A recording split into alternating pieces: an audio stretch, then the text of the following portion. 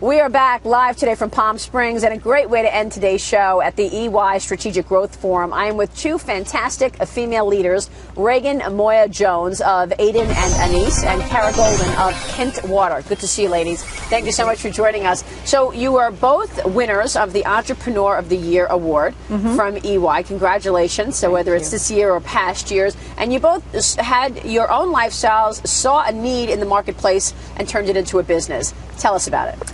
Well, it was really, I'm an Aussie, and I moved to New York 17 years ago, and I had my first daughter, Anais, in New York back in 2003, and we're looking for a blanket that was very common back home in Australia, and it didn't exist here, and I thought, how can every Aussie parent have this wrong? And if I introduce it to American parents, they'd probably respond to it, and it was really as simple as that. So I just went about finding a way to make it and introduced it to the US market, and my hunch was right. It took off, and this is the wrap that you're carrying your child. No, this is to swaddle the babies. Swaddle the babies. Yes, and it's an open weave. It's called muslin. It was a very traditional product in Australia that just hadn't found its way to the States. So that's I brought it here, and as I said, took off. Isn't that interesting? Kara, what about you? What is your story? So 9 years ago, I was drinking a ton of Diet Coke and wanting to be a little bit healthier, and was looking for a product that would help me drink water that didn't have the sweeteners in it. And it was impossible to find, and so I started throwing fruit in water and realized that potentially that could be a business, and took it to Whole Foods in San Francisco, got it on the shelf, and 9 years later we're distributed nationwide, as well as being in places like Google and Facebook and Square, helping not only customers get healthier, but also offices get healthier. Isn't that fantastic? So here you are in your own lives, seeing a need in the marketplace and coming up with an idea and that actually stuck. How tough was it for you to get started in terms of finding the funding, getting the things that you needed to actually sell the product and get the product into the marketplace? Me? Sure.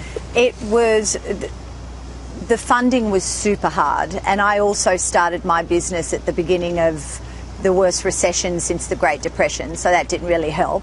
And access to capital was practically non-existent. So I did what a lot of entrepreneurs do, and I just funded my business through friends and family initially, borrowing money off them, 10% interest, that sort of thing, till I got the business to a size that private equity were interested in, and then I went that route. What was the smallest amount of money that you borrowed or that you needed initially?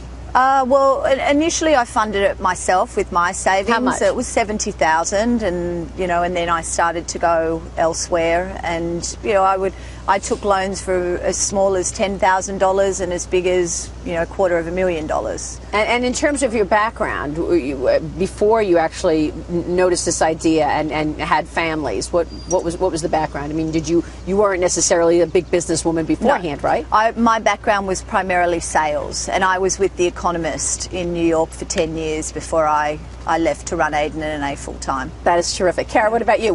First, tell us about the funding. How tough was it? So initially funding it on our own with credit cards and friends and family, and then angels, very similar, until family office private equity was ready to get involved in our business. How much money did you need initially? What was your first? $50,000. $50,000 and $70,000. Initially, okay.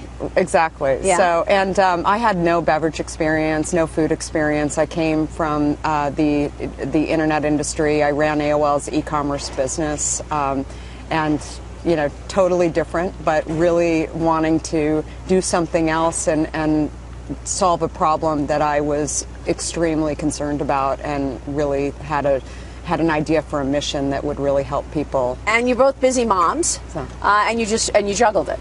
We did. Yeah. Both 4 kids, actually. Yeah. So, yeah. So. What's the next growth story for the companies? Where do you take it now? Well, I still see a lot of organic growth in the US with our core products. We continue to innovate. I started with 4 SKUs. We now have 500. We're introducing another 150. And we also have international growth plans because we have offices in Tokyo, London, Sydney.